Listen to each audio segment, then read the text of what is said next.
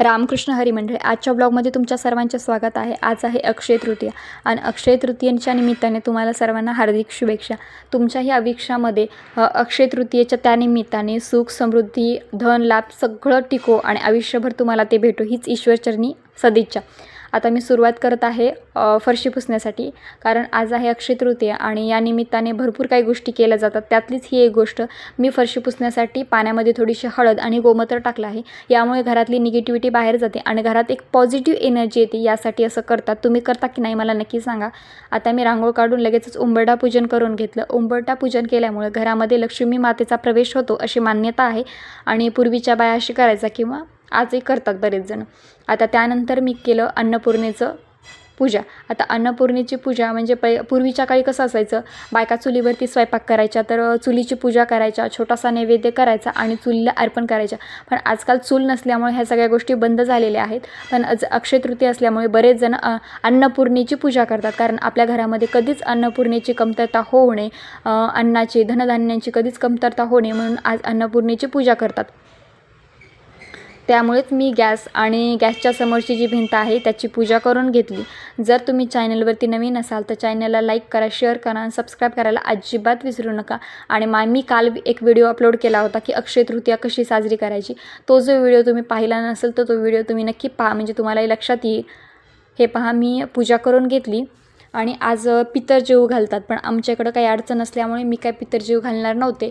म्हटलं मग चला, आज इतका चांगला योग आहे तर कशाला चान्स घालवायचा नाही का, म्हणून मी आज करणार होते सत्यनारायणाची पूजा। असंही माझी खूप दिवसाची इच्छा होती की मला सत्यनारायणाची पूजा घरी करायची आहे। म्हटलं मग चला, आज त्यानिमित्ताने होऊन पण जाईल, म्हणून मला ती पूजा करायची होती। आता नैवेद्यासाठी काय करणार म्हणून मी पुरणपोळी, आमरस, आमटी, भात, भजे, पापड असा बेत ठरवलेला होता आणि मग मी पटकन स्वयंपाकाला लागले, कारण मला स्वयंपाक करून पटकन सत्यनारायणाची पूजा करून घ्यायची होती। आणि त्यानंतर विष्णू सहस्त्रनाम, रामरक्षा याचंही पठण करायचं होतं आणि नंतर जाप वगैरे, आरती हे सगळं करायचं होतं। त्यासाठी मी पटकन स्वयंपाकाला लागले। आता अक्षय या शब्दाचाच असा अर्थ होतो की कधीही क्षय न होणं। या दिवशी तुम्ही ज्या कोणत्या गोष्टी करताल, दान, धर्म, पूजा, पाठ, ते सगळं त्याचं फळ तुम्हाला दुप्पट भेटत असतं, आयुष्यभर भेटत असतं। यासाठी या सगळ्या गोष्टी करायच्या असतात। तुम्हाला जितकं जमेल तितकं तुम्ही दान धर्म करू शकताच, त्याचबरोबर पूजा करू शकता। असंच नाही की पूजा पाठ करले याचंच फळ दुप्पट, तुम्ही जर कोणतं वाईट काम केलं, पुण्य पाप जरी केलं तरी त्याचंही फळ तुम्हाला दुप्पट तितकंच भेटतं। त्यामुळे होईल तेवढं आज तुम्ही चांगलं काम करण्याचा नक्कीच प्रयत्न करा। आज दिवसभर तुम्ही पॉझिटिव्ह विचार करा आणि पॉझिटिव्ह राहण्याचा प्रयत्न करा। इकडे बघा, मी सत्यनारायणाची पूजा करून घेतली। आमचे लड्डू गोपाल किती छान दिसत आहेत, बघू शकता तुम्ही। ऑलवेज फेवरेट आहेत ते माझे लड्डू गोपाल।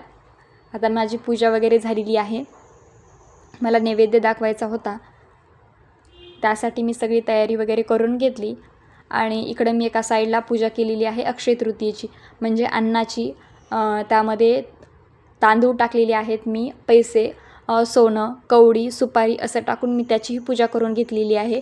म्हणजे घरामध्ये कधीही अन्नधान्याची कमतरता होऊ नये यासाठी ही पूजा करत असतात। तुम्ही करता की नाही मला नक्की कमेंट करून सांगा। आणि तुमच्या सर्वांना अक्षय तृतीयेच्या हार्दिक शुभेच्छा। आजच्या व्लॉगमध्ये एवढंच, आपण भेटूया नेक्स्ट व्लॉगमध्ये। तोपर्यंत तुम्ही आनंदी राहा, खुश राहा आणि सुखी समाधानी राहा, एवढंच सांगेल। रामकृष्ण हरी।